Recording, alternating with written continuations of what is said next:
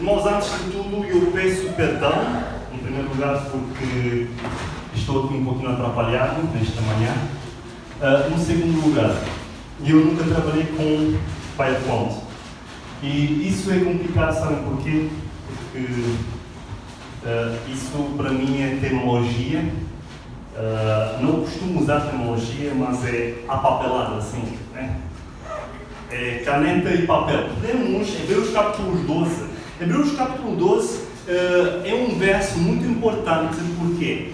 Porque tem a ver com aqueles que perseveraram pelo meio de provações, né? Perseveraram até o final e receberam o galardão, a vida eterna. E nós entendemos que o verso 12, o Senhor Jesus faz o verso 12, o Senhor Jesus faz uma exclamação, um pedido, uma exortação. Diz assim: por isso restabeleci as mãos descaídas e os joelhos tropegos, e fazei caminhos retos para os pés, para que não se extravie o que é manco antes que seja curado. Sabe o que é o manco? O manco é aquele que anda assim com um pé tipo aleijado, não é verdade? Um aleijado. Bom, agora, um aleijado é uma pessoa que é considerada fraca na fé, tá? Então, uma pessoa fraca na fé, quem está no nosso meio, ele tem que ver o quê? Um exemplo de um bom cristão, um exemplo perfeito de um caráter de Cristo em nós, que é a esperança da glória. Então, diz aqui que por meio de você, esse manco, ele deve ser o quê? Curado. Certo? Então, para que ele seja curado, ele necessita de você. Está bem? Portanto, isso é um verso muito importante. Agora, nós precisamos entender, quando trata de predestinação ou escolha, o Bruno já está quase aqui a conseguir pôr isso a funcionar. Quando nós entendemos esses dois aspectos, tem a ver com escolha. Deus faz uma revelação desde o começo da Bíblia até o final de duas pessoas ou dois povos. São uns que obedecem a Deus, tá? Quem é que foi a primeira pessoa que obedeceu a Deus e a primeira pessoa que desobedeceu a Deus? Vocês sabem? Lá no Velho Testamento, lá no Gênesis, qual foi? Ruth, sabes? Depois de Adão, quem é que foi o outro a desobedecer? O filho de Adão, qual foi? Foi o Abel ou foi o Caim? O Caim, muito bem. Portanto, temos aqui duas nações, Abel e Caim. Então, entendemos que fizeram uma escolha, certo? O Abel fez a escolha de quê? De obedecer a Deus. E o Caim fez a escolha de quê? De desobedecer a Deus. Mas o que isso tem a ver com o nosso caso de predestinação? Bom, há no mundo os religiosos, né, os protestantes, que eles entendem predestinação foi como algo que está enraizado à humanidade. Então, quando nós falamos isso quer dizer que o homem foi predestinado a morrer a vida eterna. Eles se pegam no Salmo 51, que nós vamos já tratar dele, que fala lá sobre o Davi, que em pecado não concebeu minha mãe. Então, se pegue nesse verso, mal entendido, nós vamos tentar explicar esse verso para que nós possamos entendê-lo da maneira correta, quando se trata lá, em pecado não concebeu minha mãe. Será que quer dizer que ele nasceu com pecado? Ou que isto se referia a uma tendência da humanidade, quando ele ia crescer e ia tomar decisão por escolha? Será que tem a ver com isso? Ou será que tem a ver com o homem foi realmente predestinado, pecador, um ímpio, que é condenado à morte eterna? Bom, nós temos a Jesus Cristo que nos traz uma mensagem de salvação, certo? Nós temos a Cristo que nos traz uma mensagem de esperança. Então nós não podemos entender que todos são ímpios. Nós não podemos entender que todos vão ser salvos. E nós vamos já ler aqui alguns versos que para nós entendermos esta situação. Então, quando nós vamos no Salmo 53, diz assim, Salmo 53, 1. Diz assim: o insensato no seu coração diz assim: não há Deus. Se nós vamos somente por este verso, estamos perdidos. Não há Deus, pronto, então deixa-me viver na minha vida. Certo? Mas se nós continuamos a ler, diz assim: corromperam-se e praticaram iniquidade, já não há quem faça o bem. Vejam só, continuando o versículo com o raciocínio de que o ímpio diz não há Deus. Vamos continuar assim, diz assim: do céu, verso 2, do céu olha Deus para os filhos dos homens, para que se há quem entenda, se há quem busca a Deus. Do céu olha Deus para os filhos dos homens, para ver se há quem entenda, se há quem busca a Deus. E o que é que diz aqui o salmista David? Todos se extraviaram e juntamente se corromperam. Não há quem faça o bem, não há nenhum sequer. Bom, irmãos, quando nós vemos isso aqui, pronto, estamos assim, podemos respirar bem o nosso coração assim, a nossa alma respira bem e diz assim: pronto, então agora, queridos, se não há nenhum bom, então, pronto, não há assim tanto problema com o meu pecado, porque todos pecaram. Não podem olhar para mim e dizer assim: olha, você é mais pecador que eu, porque todos, no final, todos pecaram, não é? É uma revelação bíblica, não é verdade? Mas se nós vamos ficar por aí, vamos perder a nossa vida eternamente. É por isso que é muito importante, desde já, quando nós vamos começar a estudar esses temas sobre predestinação e escolha, é importante nós decidirmos o ponto principal de que o homem foi dado para escolher. O Adão e Eva, eles comeram porque eram pecadores, ou eles comeram porque escolheram ser pecadores? E eles sabiam que, a tomar do fruto da árvore proibida, pecavam contra Deus, desobedeciam contra Deus, sim ou não? Sabiam? Sabiam. Então foi uma escolha do Adão e Eva que nos destinou para nós a sermos também pecadores. Com outras palavras, quando nós falamos disso, nós falamos de uma predestinação, certo? Da parte, digamos assim, negativa, pegando a história, da parte negativa, nós entendemos que o homem agora está a sofrer por causa do pecado do Adão e do pecado de Eva. Mas isto não foi uma predestinação para o ser humano, e isto foi portanto, quando nós entendemos que isto não foi uma predestinação para o ser humano, bom, vamos trabalhar num outro. Isto não foi predestinado para o ser humano para que ele morra em seu pecado e seja destruído eternamente. Não foi esse o plano de Deus. Mas qual foi o plano de Deus? Bom, uma definição de predestinação, eu tenho aqui, diz que predestinação significa algo que já foi determinado ou decidido. Portanto, decisão que nos cabe a nós. Certo? Não é da parte de Deus. Porque Deus quer que todo homem não pereça, mas tenha vida eterna. Não é verdade? Cristo, João 3,16, porque Deus amou o mundo de tal maneira que deu o seu único Filho, para que todos aqueles que nele creem não tenham vida eterna. Portanto, entendemos de que Deus predestinou que o homem morra eternamente, mas que Deus predestinou que o homem se salva do seu pecado, como diz lá também o João capítulo 1, ele exclama sobre o Cordeiro de Deus que faz o quê? Eis o Cordeiro de Deus que tira o pecado do mundo. Portanto, nós entendemos por meio deste verso de que o João nos dá para entender de que Cristo veio nos tirar dos nossos pecados e não ficar em nossos pecados. Estão a entender? Agora, a predestinação diz o seguinte: a Bíblia fala sobre predestinação, mas também diz que cada pessoa tem liberdade para escolher o seu destino livre-arbítrio. Portanto, nós temos cada um livre-arbítrio. Adão e Eva, eles escolheram. Porque eles não eram robôs. Deus não nos criou como robôs.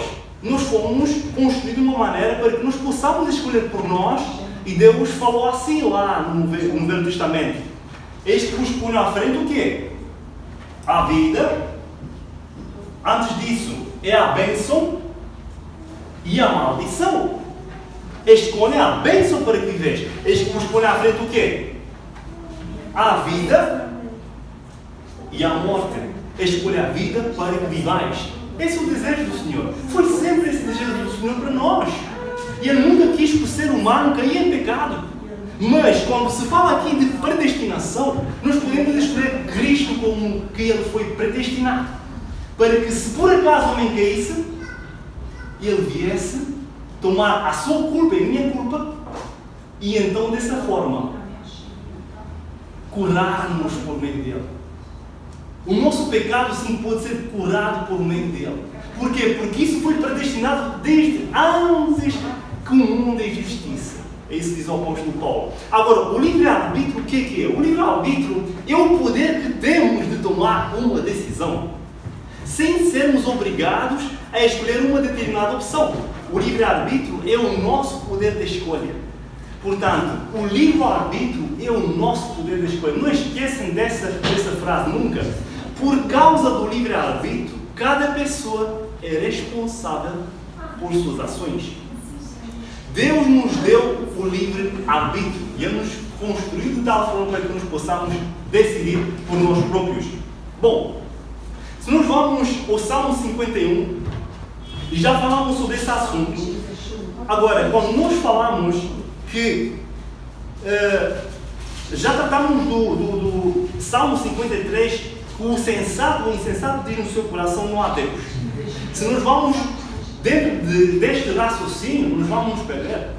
Mas devemos entender que, enquanto Deus nos diz que todos se extraviaram e juntamente se corromperam, que não há quem faça o bem, e não há nem sequer um, são as mesmas palavras que o apóstolo Paulo diz, nós devemos entender que Deus tem um povo. Porquê? Porque no verso 8 diz assim: quem me dirá que de Sião viesse já o livramento de Israel? Quando Deus restaurar a sorte do seu povo, então exultará Jacó e Israel se alegrará. Então, irmãos, temos aqui duas escolhas. Apocalipse capítulo 3 é a mesma coisa. Temos um povo condenado que escolheu tomar do copo da ira de Deus, certo? Continua em seu pecado, com outras palavras. Por quê? Porque Apocalipse 13 nos fala, Apocalipse 14 nos fala sobre 3 anos. Vai haver uma mensagem dada em todo o mundo, todos vão saber o que é o mal, o que é o bem, qual é a verdade, qual é o erro, e todos vão poder tomar decisão, ou seja, a sua escolha estará do seu lado. Quando o povo de Deus, no Apocalipse 14, vai apresentar a mensagem do terceiro anjo, eles vão saber as verdades bíblicas. O 4º mandamento trata-se da lei do Senhor. Apocalipse capítulo 14, 12, diz: aqui está a perseverança dos santos, quem guarda os mandamentos de Deus e tem a fé em Jesus. Portanto, Deus nos apresenta um povo sobre a terra que guarda os seus mandamentos. Agora, o mundo, em nosso redor, hoje diz: não, a graça nos basta. A graça nos basta porque ela nos salva dos nossos pecados. Mas a graça de Cristo, meus amados, ela na verdade ela nos transforma e nos dá poder. Ela nos santifica, nos dá a habilidade para crescermos na santificação. É o que a graça de Deus faz. Vamos ler daqui a pouco, Tito capítulo 2, vamos ver a definição da graça de Deus. Salmo 51, 5, qual é o nosso verso de ponto de combate, digamos assim. Um ponto de controvérsia, digamos assim. Diz assim: eu nasci na iniquidade e em pecado me concebeu a minha mãe. Nós entendemos do Salmo 51 de que o salmista Davi traz uma confissão, isso é um cântico de confissão e arrependimento. E ele entendeu o seu pecado com a Batseba, e ele agora necessitava da graça de Cristo. Ele agora se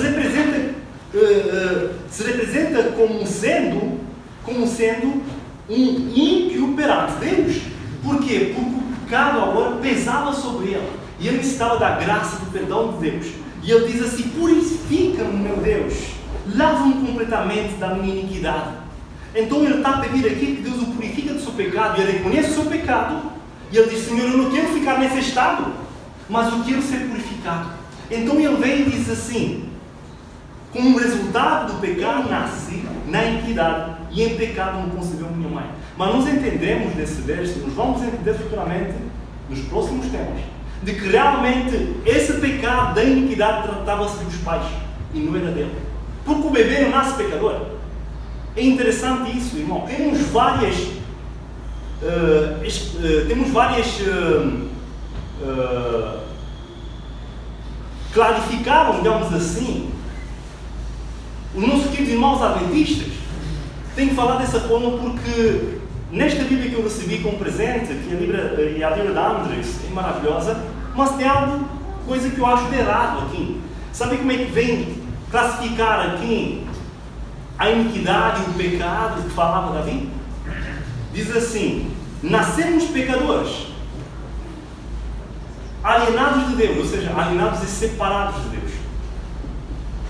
E diz assim: com uma natureza pecaminosa. Eu entendo que isto sim é verdade. A natureza sim é pecaminosa e tendência para o pecado. Isto é verdade. Agora, que nós nascemos pecadores e alienados de Deus, isto para mim está errado. E nós vamos falar sobre esse assunto. Portanto, eles dizem assim: o pecado não é somente um ato, mas também um estado no qual nascemos. Bom, para que nós afirmarmos isso, o pecado é que nós nascemos em um estado, isso é algo grave. Porque isso tem a ver a salvação dos bebês. Será que os bebês vão ser salvos? E nos vamos dar algumas citações de que Ellen White fala sobre esse texto. Ou seja, irmãos, devemos entender que se realmente o bebê nasce em pecado e na iniquidade, o bebê vai precisar de salvação. E aqui diz que tanto os bebês necessitam de sangue de Cristo. Comentários bíblicos comenta Salmo 58 e diz que desviaram-se, conceito generalizado de que o ímpio muitas vezes mostra a tendência para o mal desde a infância. Mas quando nos vamos para esse gênero de ímpio, Deus fala sobre quem? Em Salmo 58 fala claramente sobre os ímpios. Desviam-se os ímpios desde a sua concepção, nascem e já se desencaminham proferindo mentiras. Ou seja, isto é uma profecia. Certo? É por isso que Isaías também fala igual. Querem ver aqui, irmãos? Isaías 48. Em Isaías 48, 8 diz assim: tu nem as ouviste, nem as conhecestes, nem tampouco antecipadamente se te abriram os ouvidos. Agora é muito importante esse verso, a última parte do verso 8 diz assim: porque eu sabia que procederias muito perfeitamente e eras chamado de transgressor desde o ventre materno. Portanto, Deus sabia que nós vamos agir como? Perfeitamente, e éramos chamados de transgressor. Aqui se refere, na verdade, faz menção a Jacó. Vocês se lembrem do Jacó e o Esaú? Quando nasceu, o Jacó nasceu como? Agarrado no pé de Saul, certo? Do Esaú. Então, nós já entendemos aqui que deste verso se refere e mostra-nos já uma inclinação desde o nascimento. Desde o nascimento, o Jacó queria o quê?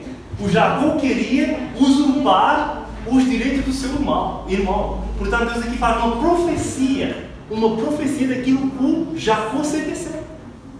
Entendem? Mas não que o Jacó se nasceu pecador. Vocês estão a conseguir raciocinar comigo? Portanto, aqui diz: porque eu sabia que procederias muito perfeitamente e era chamado de transgressor desde o ventre materno. Era chamado, era uma profecia para o futuro. Eu nem nasci e Deus já sabia que eu já nascia não em pecado, mas com tendência para pecar.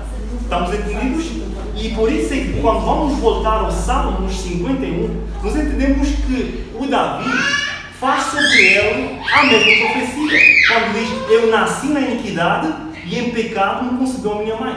Tá bom? Então nós entendemos aqui, queridos, de que realmente os bebês não pecam.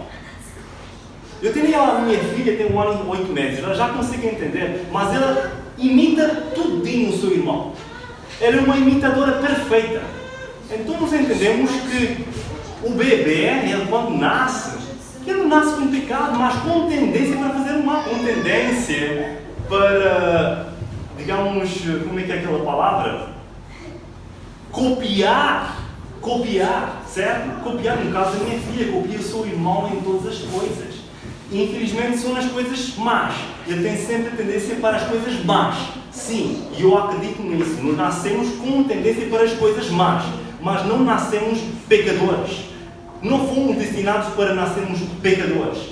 Nós levamos em nosso corpo, certo? Do Adão, o corpo decaído do Adão.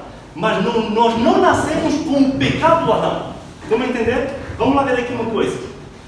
Um comentário meu que eu fiz, a infância de uma criança começa desde o berço até 12 anos. Portanto, do berço até 12 anos, a infância da criança. E diz aqui assim... entre 2 a 5 anos já se consegue ver a tendência para o mal. Vocês estão de acordo comigo? Entre 2 a 5 anos.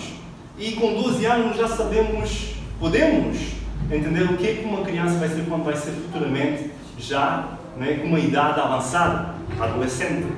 Em Isaías 48, portanto, faz menção que o Senhor conhece as coisas desde a antiguidade, e no verso 3, e Ele as anunciou e se cumpriram. Trata-se, portanto, aqui no Isaías 58, da infidelidade de Israel.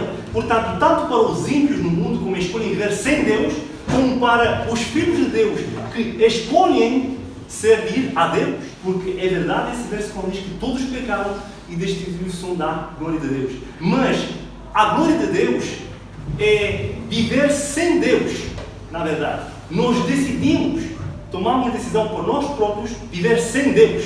Portanto, isso é um destino por escolha, não por predestinação.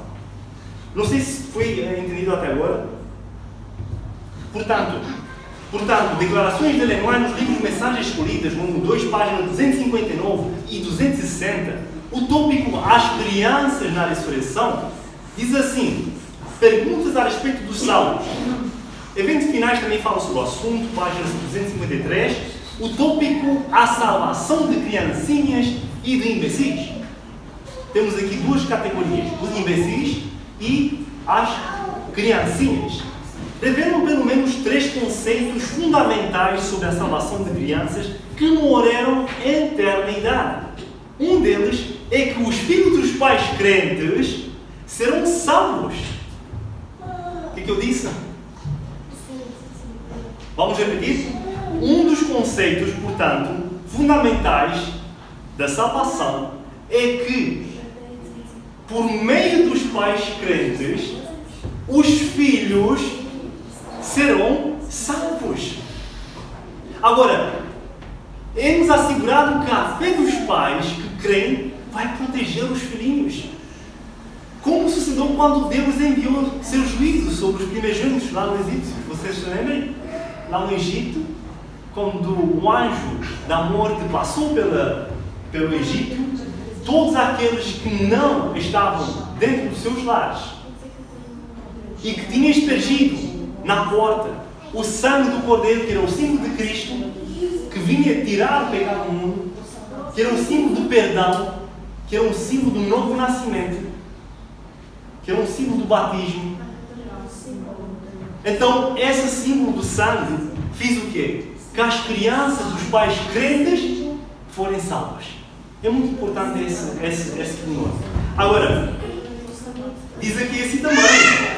Em Mensagens Escolhidas, volume 3, página 314. Agora, os pais crentes podem ter certeza de que esses pequeninos serão desenvolvidos na gloriosa maná de ressurreição.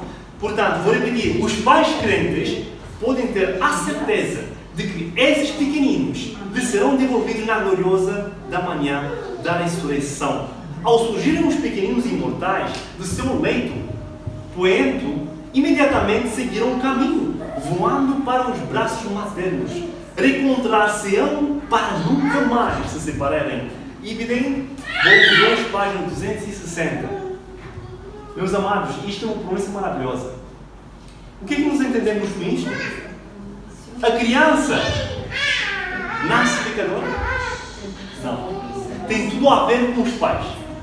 Se os pais são crentes e se não forem encontrados neles pecado, as crianças também vão ser salvas. Nós vamos trabalhar nesse tema sobre os adultos. Nós hoje vamos tratar das crianças. Que para entrar nesse tema maravilhoso, entendemos que a criança em si não nasce pecadora, mas ela nasce com tendência para o pecado. Isso é fundamental nós entendermos isso. Eu vou ler com vocês umas declarações dos teólogos adventistas para que vocês vejam como é que eles pensam. Infelizmente, eles pensam como os evangélicos sobre esse assunto das crianças. Agora, quando tratem dos adultos já é diferente. E eles aí estão corretos. Somente aceitando a Cristo como seu Salvador pessoal e vivendo uma vida de santificação podem ser salvos. Isto é a nossa escolha. Isso é o que nós dizemos como reformista do sétimo dia, movimento de reforma. Agora, quando nós vamos voltar para o assunto de salvação, santificação e perfeição, quando nós vamos do lado, os nossos irmãos adventistas, eles pensam diferente, um bocadinho diferente, sobre a santificação. E a ideia final deles é que somente na transformação, na glorificação, o homem vai ser purificado completamente dos seus pecados. Mas na verdade, lá dos nossos temas, vamos entender, irmãos e queridos visitas, esse vídeo vai com os grandes amigos que eu tenho lá no WhatsApp.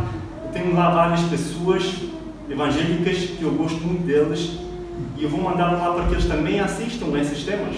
Nós devemos entender de que a salvação nos pertence a nós. A escolha nos pertence a nós também. E nós podemos ser salvos e santificados também, por meio da palavra. Ao final, nós nascemos com Cristo uma nova vida.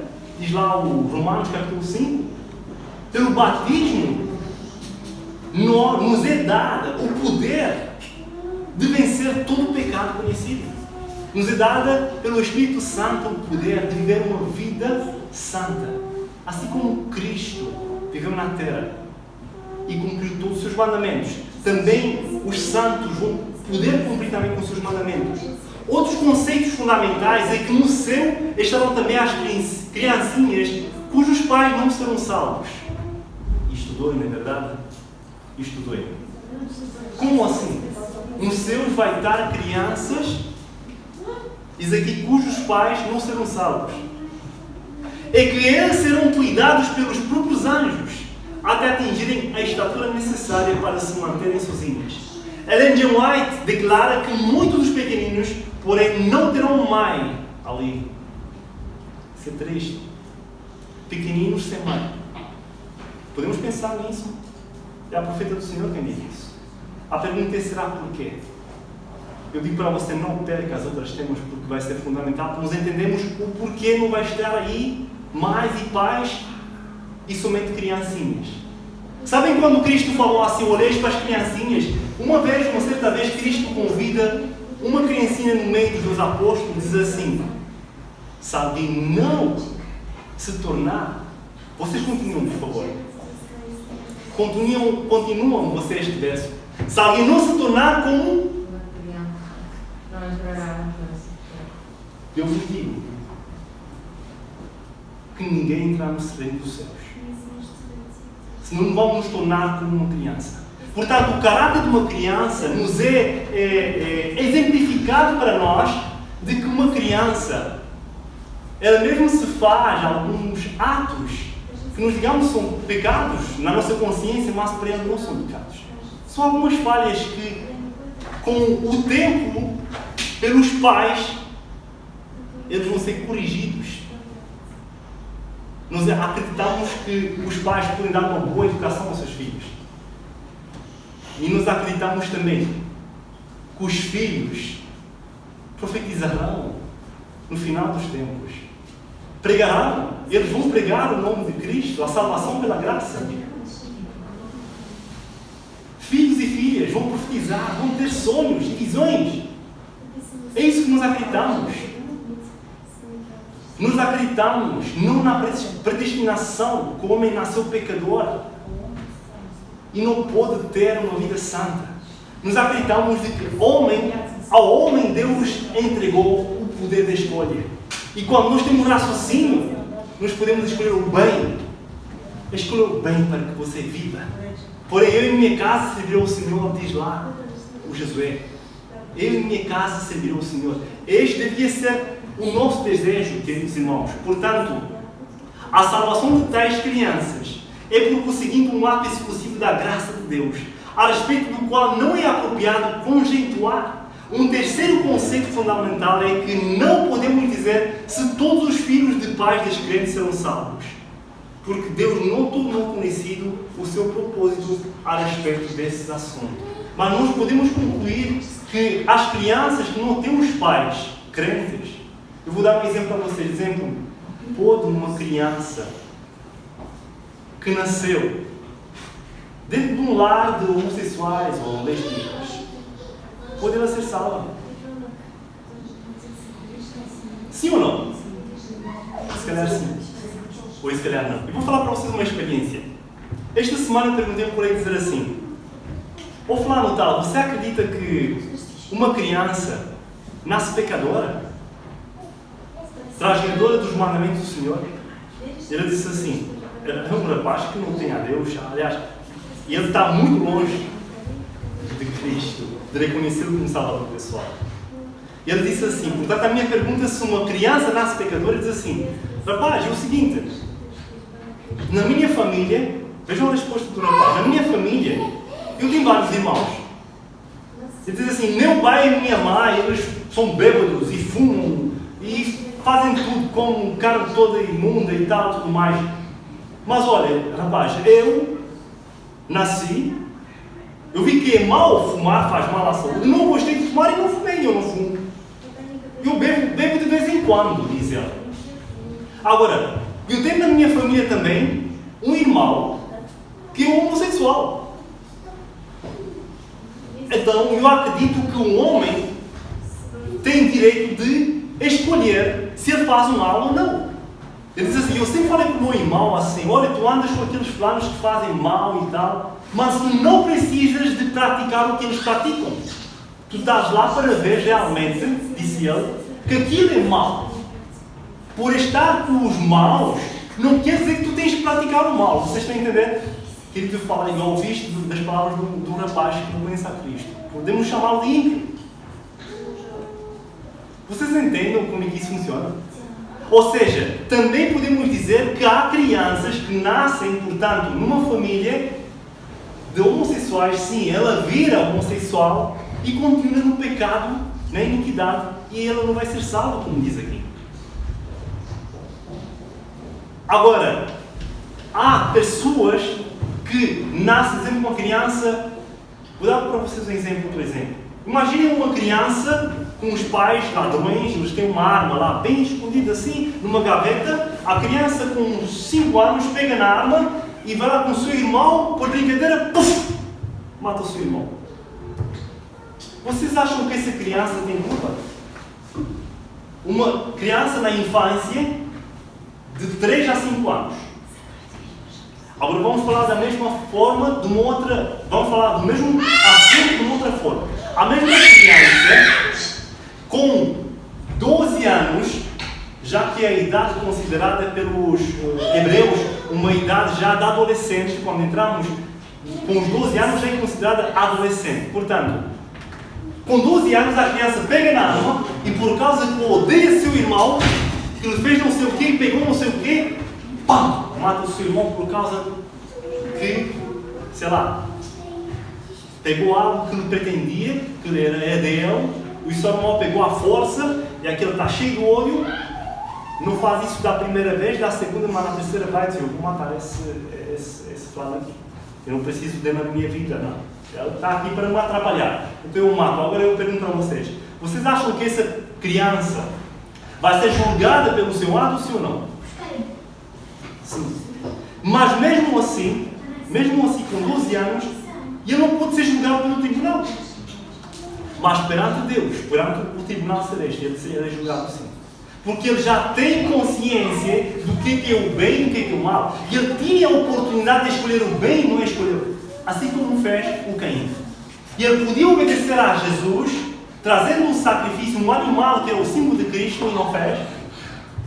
E também podia se rebelar. e foi à escolha de se rebelar contra Deus. Queridos irmãos, o que é que isso quer dizer aqui do nosso tema hoje? Nós entendemos, queridos irmãos, que Deus nos predestinou para uma vida que é considerada a vida de Deus. Uma vida de eternidade. Uma vida igual a Deus. Deus é eterno e nós também podemos ser eternos. Nós e nossos filhos. Podemos receber a eternidade simplesmente fazendo algo que está ao nosso alcance, não está ao alcance de Deus. Algo que nós podemos fazer é simplesmente escolher a Cristo como nosso Salvador pessoal. Único Salvador pessoal. Único meio de poder ter paz com Deus. Meus amados, quando nós vamos decidir entregar a Cristo, e Ele vai trabalhar em nós, tanto querer como efetuar. Se você nesta manhã dizer, Senhor, eu não consigo me entregar a Ti. Senhor, eu não consigo viver uma vida santa. E eu tenho a tendência para o mal. Em pecado não consegui minha mãe. Mas, Senhor, assim como Davi gritou, clamou para o Senhor, Senhor, dá-me um coração novo. Purifica-me e serei purificado.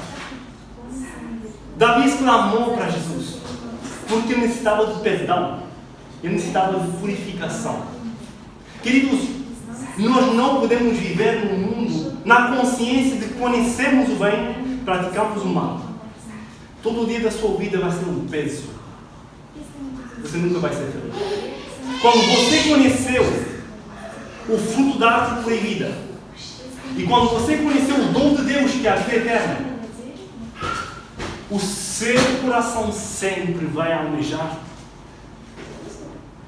encontrar um dia a salvação. E essa salvação Cristo pode te dar hoje, agora. Você não devia sair daqui dessa igreja sem entender e sentir que Cristo pode fazer e efetuar em você tanto o efetuar, te dá o desejo de você escolher o bem. Se nesta manhã você quer isto, escolher o bem, apesar da nossa vida passada, nós podemos hoje tomar uma decisão do lado de Cristo. Os ímpios não serão salvos. A polícia está claramente decifrando aí dois povos, e eu e você não querem fazer parte desse povo. Mas infelizmente, porque Jesus ama os seus filhos e Ele quer vir buscar-nos, e o seu tempo está muito breve. E Ele quer que você decida hoje fazer parte do povo de Deus. E Ele quer que você fique agora, eternamente, sempre andar ao lado de Cristo. Você consegue isto, sabe por quê? Porque Ele predestinou você para a vida eterna e para a morte eterna. Que essa seja a nossa oração nesta manhã, que este seja o nosso destino futuramente, a vida eterna e não a morte eterna. Eu espero que nós todos vamos estar aqui na próxima tema que vamos estudá-la, porque vamos tratar e ver realmente estas definições do homem que foi predestinado e o homem que foi escolhido para tomar o livre-arbítrio. Que Deus que o Senhor nos abençoe, que o Senhor nos dá poder e a sua graça para tomar sempre a decisão para o lado certo. Amém? Amém.